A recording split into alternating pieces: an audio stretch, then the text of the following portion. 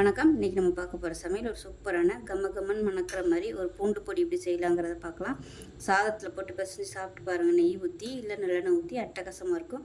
வாங்க எப்படி செய்யலாங்கிறத பார்க்கலாம். ஒரு பேன் எடுத்துக்கலாம். மெஷரிங் கப்பில் 1/4 கப் அளவுக்கு உளுந்து சேர்த்துக்கலாம். இப்போ இது நல்லா பொன்னிறமாக வறுத்துக்கலாம்.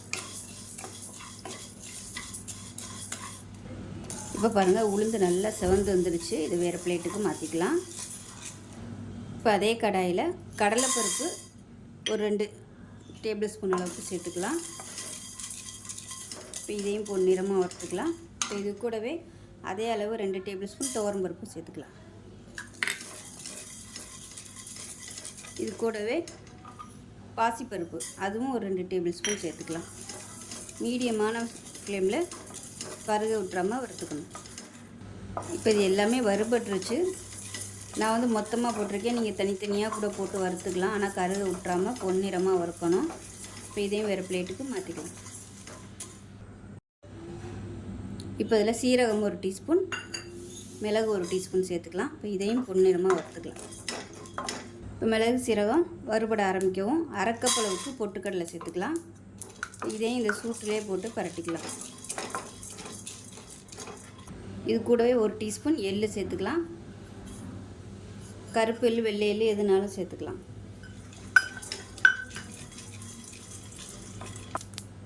இப்போ எள்ளு நல்லா வெடிக்க ஆரம்பிக்குது. இதையும் வேறு பிளேட்டுக்கு மாற்றிக்கலாம். டீஸ்பூன் எண்ணெய் விட்டுக்கலாம். போட்டு வரமிளகா சின்ன சின்ன வரமிளகாயாக இருக்கிறதுனால ஒரு 15 எடுத்திருக்கேன். இல்லைன்னா நீங்கள் ஒரு 7 இல்லை ஒரு 10 எடுத்துக்கோங்க. இப்போ இதையும் சேர்த்து வறுத்துக்கலாம்.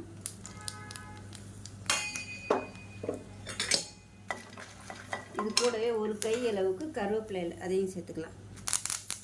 நல்லா ஃப்ரெஷ்ஷான கருவேப்பிலையாக சேர்த்துக்கோங்க.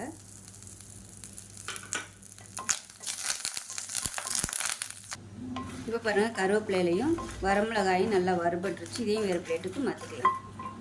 இப்போ அதே கடாயில் ஒரு 2 டீஸ்பூன் எண்ணெய் விட்டுக்கலாம். பூண்டு வறுக்கணும், அதனால் எண்ணெய் விட்டுக்கலாம். இப்போ 20 பல் பூண்டு நச்சு வச்சுருக்கேன், இதை சேர்த்துக்கலாம்.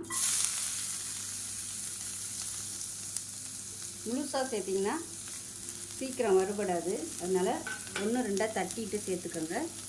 தோலோடையும் சேர்க்கலாம். நான் தோலை எடுத்துகிட்டு தான் சேர்த்துருக்கேன். மொறுன்னு வர்ற அளவுக்கு வறுத்துக்கணும்.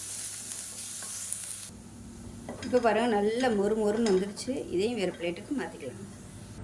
இப்போ இதில் 1 டீஸ்பூன் உப்பையும் சேர்த்துக்கலாம். இதையும் சேர்த்து வறுத்துக்கலாம். இப்போ எடுத்துடலாம் அந்த உப்பை. இப்போ பாருங்கள், வறுத்து வச்ச எல்லாமே ஒரு பவுலில் கொட்டியிருக்கு. இது நல்லா ஆறட்டும். ஆறுனதுக்கப்புறம் மிக்ஸி ஜாரில் சேர்த்து நல்லா அரைச்சிட்டு பார்க்கலாம். இப்போ பாருங்கள், பொடி நல்லா நைஸாக அரைச்சாச்சு. நல்லா வாசனையாக சூப்பராக இருக்குது. இப்போ பாருங்கள், சூப்பரான பூண்டு பொடி கம்மன் ரெடி ஆயிடுச்சு. இது இட்லிக்கு மட்டும் இல்லை, சாதத்தில் நெய் போட்டு சாப்பிட்டிங்கனாலும் சூப்பராக இருக்கும். ஸோ இதே மாதிரியே செஞ்சு பாருங்கள். செஞ்சு பார்த்துட்டு எப்படி இருந்துச்சுங்கிறது சொல்லுங்கள். வீடியோ பிடிச்சின்னா லைக் பண்ணுங்கள், கமெண்ட் பண்ணுங்கள், சேனலை சப்ஸ்கிரைப் பண்ணுங்கள், பக்கத்தில் பெல் பட்டனையும் ப்ரெஸ் பண்ணுங்கள். நன்றி.